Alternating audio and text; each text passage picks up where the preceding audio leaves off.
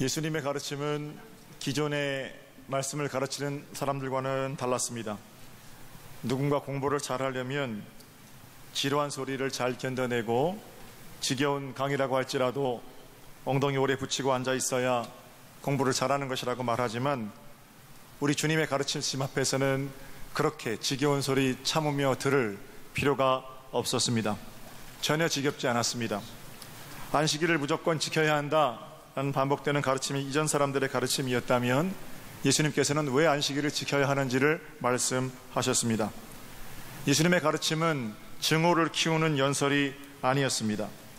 가슴을 치고 오히려 자신을 돌아보게 하시는 하나님의 말씀이셨습니다. 슬픔당한 자들을 산들바람처럼 위로하셨고 교만한 자들을 폭풍처럼 꾸짖으셨습니다. 그분의 가르침은 마가의 지적대로 그야말로 권세 있는 새 교훈이었습니다. 그날도 예수님 말씀에 베스다 광야에 몰려든 사람들은 시간 가는 줄을 몰랐습니다. 하나둘 모여들기 시작한 사람들이 장정만 5,000명이 모였습니다. 시간 가는 줄 모르고 재미있게 귀를 기울여 말씀을 듣다가 그만 때가 지났습니다. 아무리 말씀이 좋아도 말씀 마칠 때쯤 되면 때가 지나고 배가 고픈 법이지요. 말씀 축제를 준비한 주최 측에 비상이 걸렸습니다. 그들도 예수님이 그렇게 오랫동안 말씀하실 줄은 몰랐습니다. 다들 배고프다고 아우성이 시작되려는 순간입니다. 그때 예수님의 제자들 중에서 머리가 빠른 빌립이 예수님께 나옵니다. 선생님, 어쩌려고 그렇게 길게 말씀을 하세요? 다들 배고파서 아우성입니다. 여기 모인 사람들 다 점심 먹이려면 얼마 드는지 아세요? 2천만 원 어림잡아 듭니다. 그렇게 얘기합니다. 그러나 정작 예수님과 제자들은 2천만 원 아니라 2만 원도 없었습니다. 돈도 없이 무전으로 전도 여행하시는 중이셨으니까 행색도 아주 궁색했습니다.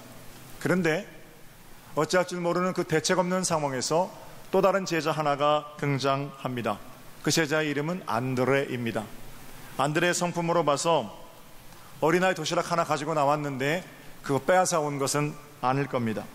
아마 아이가 나눠 먹자고 내민 도시락을 가지고 예수께 나온 것이겠지요. 선생님, 여기 보리떡 5덩어리하고 물고기 2마리 있는데 이걸로 어떻게 안 될까요? 여러분, 이런 제자를 못 말리는 제자라고 그럽니다. 아이는 철이 없는 아이니까 그럴 수 있지만 다 큰 어린이, 지금 5,000명, 어른 남자만 5,000명이 넘는데 그 도시락 하나 가지고 어쩌자는 겁니까? 가뜩이나 난처한 상황에 있는 선생님을 더 어렵게 만드는 겁니다.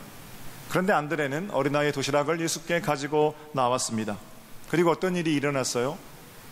주님께서는 머리 빠른 빌립의 계산이 아니라 안드레의 대책 없음 위에 축복하셨습니다. 나눠줘라 말씀하셨고 그 자리에 있는 모든 사람들이 나눠 먹고 충분히 남았습니다. 오병이어의 기적이 일어난 거죠. 그 기적을 맛보고 사람들이 흥분하기 시작합니다. 방금 눈앞에서 놀라운 일을 보았습니다. 말씀도 저렇게 잘하시는 분이 기적도 행하시니까 사람들은 생각합니다. 아, 저분이 우리의 왕이 되면 평생 우리는 밥 굶지 않고 살 수 있겠구나. 여기저기서 슈퍼스타 예수를 연호하는 소리가 들리기 시작합니다. 아마 우리 스타 운동선수나 연예인 나올 때 이렇게 이름 부르는 것처럼 예수 이렇게 연호했을 겁니다. 그러나 우리 주님은 정작 그 환호를 뒤로 하고 산으로 올라가셨습니다. 세상이 원하는 그런 왕이 아니셨기 때문입니다.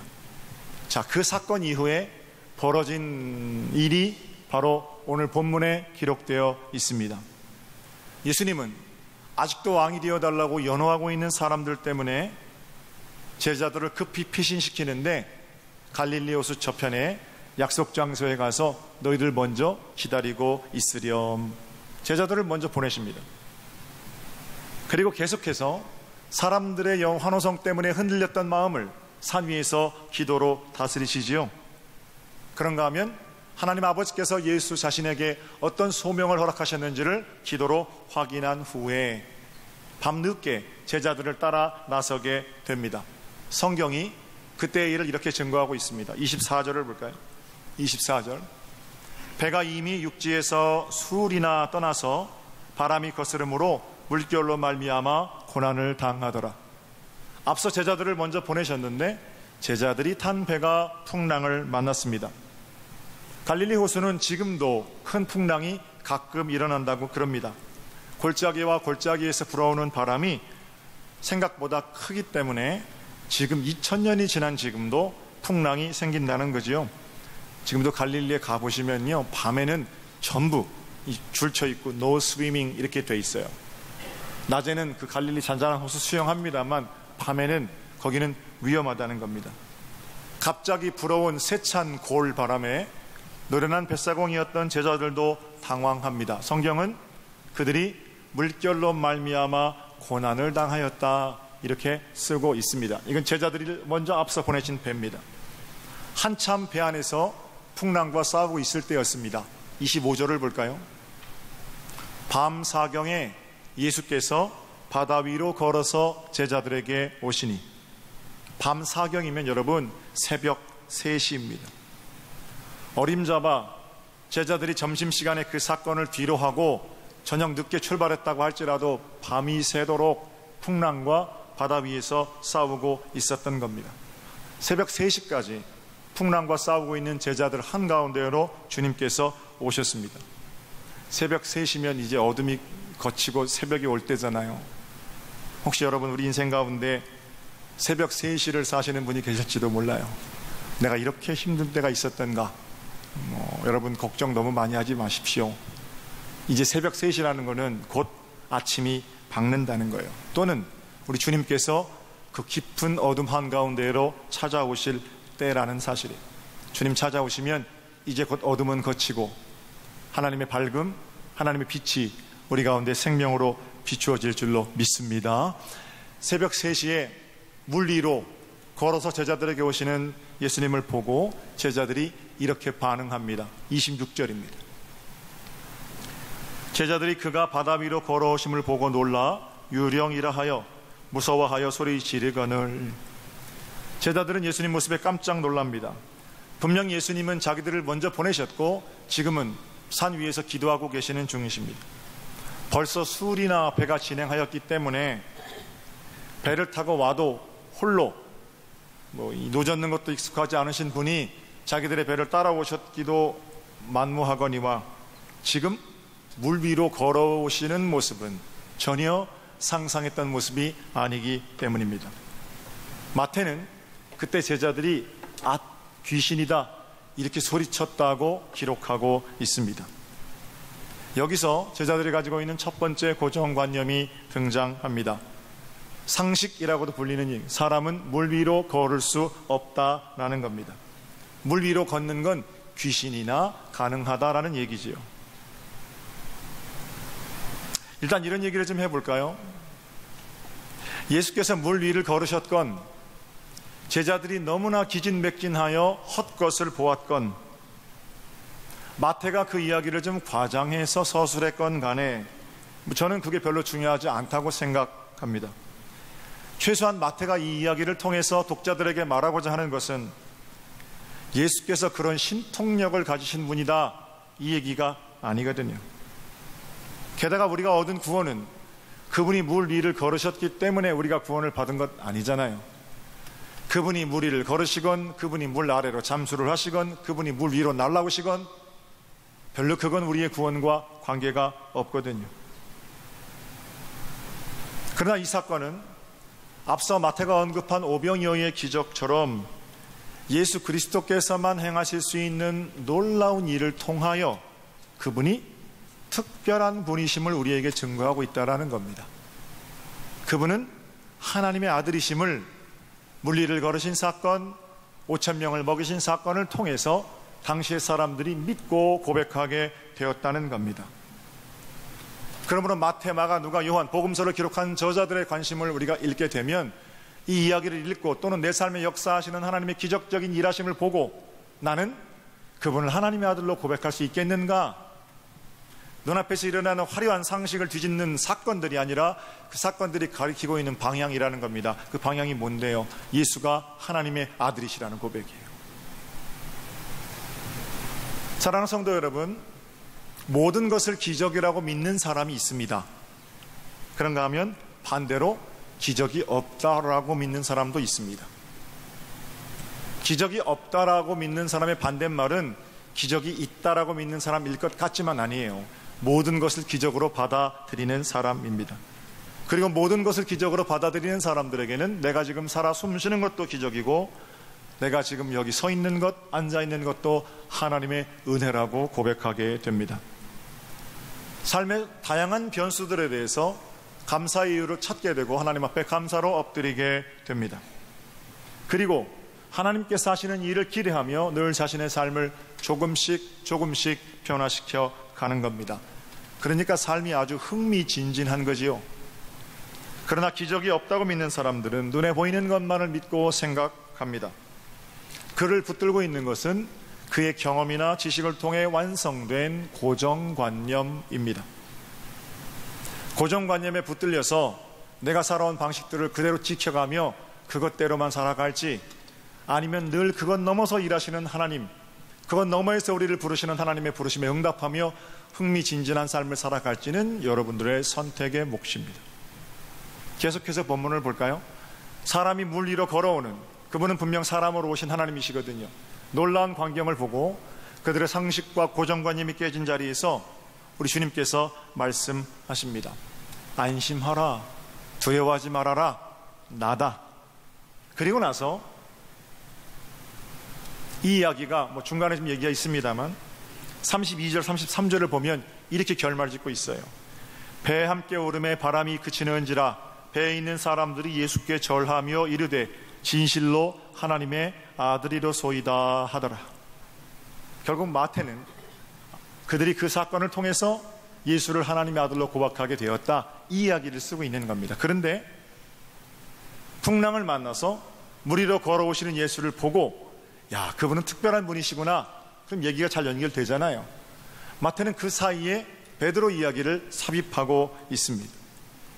물 위로 걸어오시는 예수님을 보고 제자들이 전부 귀신이다 소리치는데 베드로는 그 상황에서 예수님께 한 가지 제안을 합니다. 28절이에요. 28절. 베드로가 대답하여 이르되 주여, 만일 주님이시거든 나를 명하사 물 위로 오라 하소서. 선생님이십니까?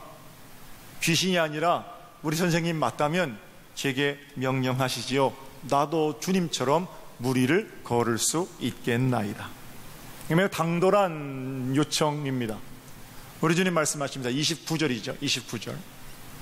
오라 하시니 베드로가 배에서 내려 물 위로 걸어서 예수께로 가되. 여러분, 28절과 29절에서 우리 많은 생각할 수 있습니다. 오라, 지금 어디로 오라는 겁니까? 흔들리는 배, 풍랑 속에 요동치는 금방이라도 넘어갈 것 같은 그 배에서 탈출을 하라는 거예요. 여러분, 머릿속에 한번 상상을 해보세요. 평생 그물질하던 베드로도 밤새도록 풍랑으로 인해서 뱃머리 잡고 고전하고 있었습니다. 다른 건 몰라도 지금 흔들리는 배 위에서 이 뱃머리 또는 밧줄 이런 거 놓치면 끝장나는 겁니다. 어떻게든 배에 붙어 있으면 살 가능성이 있지만 배 떠나면 죽는 거는 당연한 거죠. 그런데 예수님께서 살려면 그 배에서 나오라 라고 하시는 겁니다. 이제껏 베드로는 40년을 살았는지 50년을 살았는지는 모르지만 배 때문에 살았습니다. 배 위에서 먹고 배 때문에 자기 자식들 먹였고, 배 때문에 자기 살림할 수 있었고, 배 때문에 남편 노릇할 수 있었습니다. 평상시라면 이제 뱃일을 그만두시지요, 또는 배에서 나오시지요, 다른 직업 찾아봅시다, 이렇게 들릴 수 있겠습니다만 지금 배에서 나가는 건 풍랑 가운데 그냥 죽는 겁니다. 그런데 주님께서 오라 라고 하십니다. 시련의 한가운데에서 우리 주님은 그 내려놓고 나올 수 있는지 순종을 보시는 겁니다. 놀랍게도 성경은 베드로가 배에서 탈출하여 물 위를 걸어서 예수께로 나왔다라고 증거하고 있습니다. 마태는 이 이야기를 쓰면서 믿음의 후배들에게 흔들리는 배, 그거 놓치면 죽을 것 같은 뭐 돈이면 돈, 재물이면 재물, 건강이면 건강, 자녀면 자녀, 아버지면 아버지, 출신이면 출신, 어떤 것이든 좋아요. 사람이면 사람, 사건이면 사건, 그거 붙들고 그거 놓으면 죽을 것 같지만 그거 놔도 안 죽는다는 거예요. 오히려 그거 놔야 산다는 거예요. 이제껏 여러분들을 지켜주는 것은 무엇이었습니까? 젊음입니까? 재물입니까? 건강, 친구, 자녀, 부모, 그런 거 어디서부터 왔습니까? 우리 주님 말씀하십니까? 배에서 나오라. 내가 그것 가지고 살았던 것처럼 생각하지만 그것 주신 분이 계심을 기억하라는 겁니다. 그리고 베드로는 자신의 배, 자신의 고정관념, 자신을 싸고 있던 삶 전체를 탈출했을 때 오히려 새롭게 건진받는 역사의 주인공이 될 수 있었습니다. 사랑하는 성도 여러분, 오늘 이 시간 우리가 내려서야 할 배는 무엇인지 한번 생각해 보아야 할 겁니다. 우리가 넘어서야 할 고정관념은 어떤 것입니까? 기적을 맛보는 인생이 되기 위해서 우리는 무엇에 집중해야만 합니까? 예수 그리스도께 나오는 복, 그분과 함께하는 복, 하나님 때문에 내가 살았습니다, 내 삶의 임자씨를 바꾸라는 주님의 어떤 명령, 이거 기억하게 된다면 지금 나를 살리시는 분은 주님이십니다, 풍랑이 있는 바다로 한 걸음 내밀 수 있지 않겠습니까? 그럴 때 비로소 그 풍랑 속에서 바다를 잔잔케 하시는 예수의 기적을 경험할 수 있게 되겠지요. 30절에는 오라 말씀하시는 예수님 명령에 따라서 바다 위로 한 걸음을 내디뎠던 베드로가 다시 물에 빠지는 장면이 있습니다. 30절, 바람을 보고 무서워하여 빠져가는지라 소리질러 이르되 주여 나를 구원하소서. 어디를 보고 빠졌다고 그래요? 바람을 보고 다시 빠집니다. 위대한 사도인 베드로도 빠졌다면 저와 여러분도 빠질 수 있습니다. 원인은 한 가지예요. 주님을 바라보아야 할 우리가 바람을 보았기 때문입니다. 사실 바람은 보이지 않잖아요. 주님도 보이지 않는 것처럼. 바람을 보았다는 것은 바람 때문에 흔들리는 물결을 보았다는 거겠죠. 아주 완벽하게 다짐하고 나섰다가도, 기적을 체험하며 살다가도 뛰노는 물결, 내미는 발톱 때문에 두려워할 수도 있고 억울해할 수도 있고 다시 빠질 수도 있다라는 겁니다. 그럼 그때 어떻게 하는 거예요? 다시 빠졌을 때 주여 나를 건져 주소서, 간절히 주님께 아뢰는 겁니다. 그럼 빠져 죽지 아니하도록 주님께서 오셔서 우리를 건져 주시겠죠. 주님께서는 베드로를 건져 주셨고 그 배 위에 함께 하십니다. 그제서야 비로소 주님 모셔드린 배로 인하여 풍랑이 잠잠해졌습니다. 그리고 사람들은 이분이야말로 하나님의 아들입니다 라고 고백하게 되었습니다. 이게 오늘 성경이 우리에게 전하고 있는 이야기입니다. 여러분, 다시 반복합니다. 이 이야기는 사람이 어떻게 물 위를 걷는가 하는 것이 주제가 아닙니다. 믿는 사람들이 시련 속에서 바라봐야 할 예수 그리스도, 자신의 배, 자신을 지켜줄 것 같았던, 게다가 풍랑에서 입에 놓치면 죽을 것 같지만 그건 놔야 산다는 고정관념, 선입견, 이런 것들을 탈피해야 비로소 기적을 체험하는 주인공이 될 수 있다는, 영적 여정에서 때로는 하나님께 맡기고 나서는 그 모험이 필요하다는 하나님의 말씀이기도 합니다. 어떤 기적을 체험하며 살기를 원하십니까?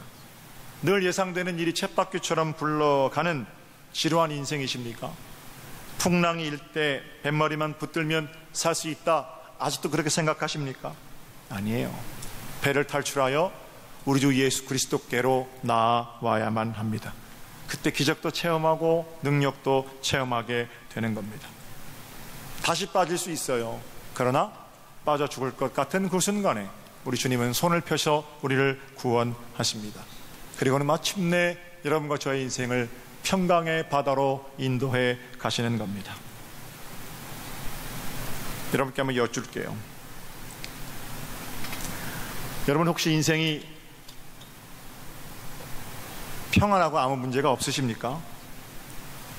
그러면 내가 내 뱃머리 잘 붙들고 있어서 그 평안한 겁니까? 예수님 없어도 이 정도 사이즈의 배라면 내 남은 인생 따뜻할 수 있다. 잘못된 생각이죠.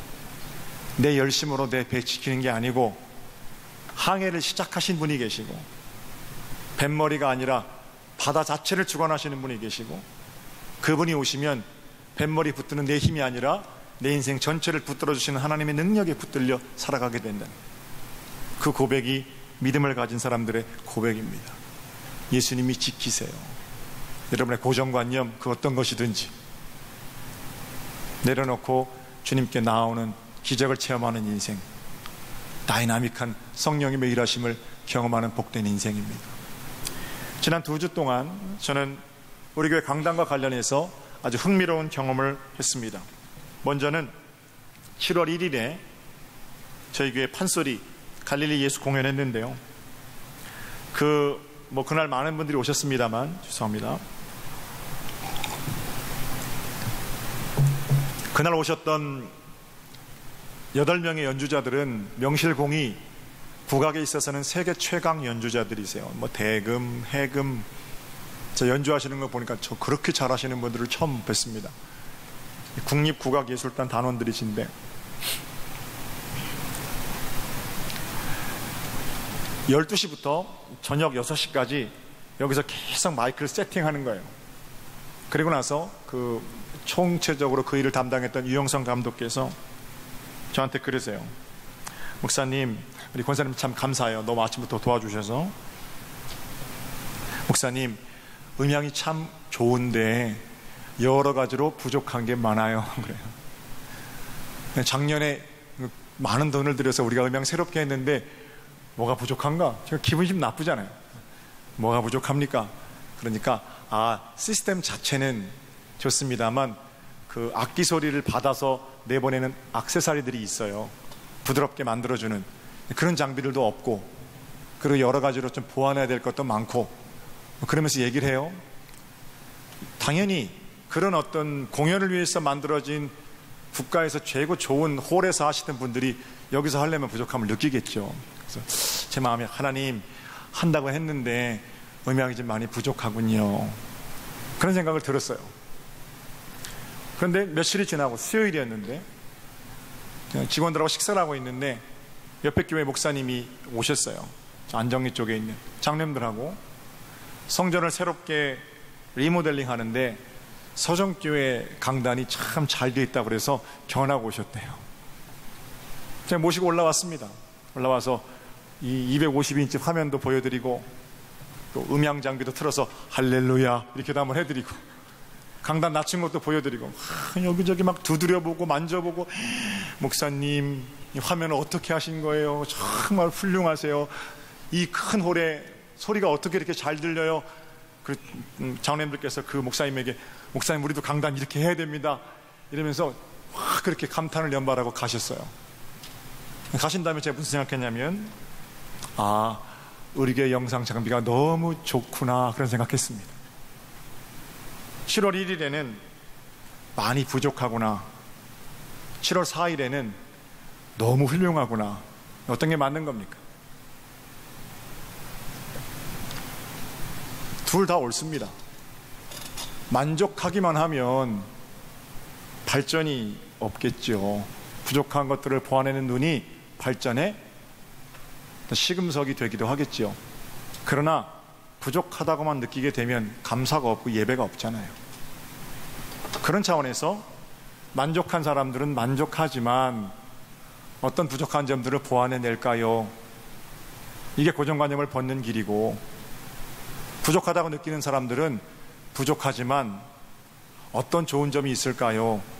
하는 것들을 보완하는 것이 변화를 바라는, 하나님께서 하시는 일들의 여지를 남겨놓은 사람들의 모습이지요. 문제는 그럼 뭡니까? 어느 것 하나가 주구장창 진리일 수밖에 없다고 주장하는 사람들이 문제예요. 진리는 예수 그리스도밖에 없어요. 나와 내 집은 하나님만 섬기겠습니다. 오직 예수님께만 유일한 진리가 있음을 믿는다면 예수를 믿는 사람들의 수많은 파편들은 특별히 자신이 어떤 식으로 자수성가를 했을지라도 그 길만이 유일한 길이 아니고 예수만이 유일한 길임을 겸허히 인정하는 것, 바로 그것이 우리가 가지고 있는 고정관념이라는 배를 탈피하는 겁니다. 그 고정관념 탈피할 때 비로소 기적을 맛볼 수 있습니다. 늘 부족하다는 생각에 사로잡히면 열등감 가지고 평생 살아가는 거고요, 늘 훌륭하다는 생각 가지고 살아가면 우월감 가지고 평생 살아가는 겁니다. 그래가지고는 변화도 없고 발전도 없고 하나님의 기적을 체험할 방법도 없습니다. 나서려는 마음들이 추를 잡아 자리를 지키고 지키려는 마음들이 새로움으로 나설 때 변화를 이룰 수 있겠지요. 복음 전파를 위해 저와 여러분을 주님께서 교회로 불러주셨습니다. 전도에 있어서 여러분은 어떤 배를 탈출하며 나서시겠습니까? 그 사람은 안 됩니까? 하나님 된다고 하시는데 그 사람 나는 안 되는 거 아닙니까? 그 사람은 무조건 훌륭합니까? 하나님 앞에 죄인이 아닌 자가 어디 있습니까? 기적을 맛보는 것은 지금 내가 붙들고 있는 그 고정관념에서 탈출하셔서 주님만 바라보고 순종하며 신앙생활에 매진하게 될 때 비로소 하나님께서 우리의 삶 자체를 예수 그리스도를 만난 복된 간증으로 이루어 가실 겁니다. 한 말씀만 더 드리면, 우리 교회는 어르신들이 많은 교회예요. 저는 어르신들을 참 존경합니다. 한 가지만 부탁을 드리면, 어르신들의 말씀을 지혜로 받으려는 마음, 그 젊은 분들은 가슴에 새겨야 되고요, 103년의 전통을 훌륭한 유산으로 받으려는 마음, 그 젊은이들의 마음 가운데 있어야 되고, 어르신들은 동시에 젊은이들의 팽팽함을 견뎌줄 수 있는 넉넉함이 계셔야 합니다. 고집스러운 노인, 예의 없는 젊은이, 이런 사람들이 교회에 있는 게 아니고 넉넉한 어르신, 어른들을 존중할 줄 아는 젊은이, 이게 한 장, 종이 한 장 차이거든요. 바라기는 우리가 어떤 고정관념을 가졌던지 우리는 예수 안에 한 식구라는 사실을 기억하며 늘 그 고정관념을 넘어서는 새로운 것들을 빚어가는 하나님의 일하심에 우리를 맡겨내는 큰 복이 제단 가운데 흘러넘치기를 주님의 이름으로 축복합니다.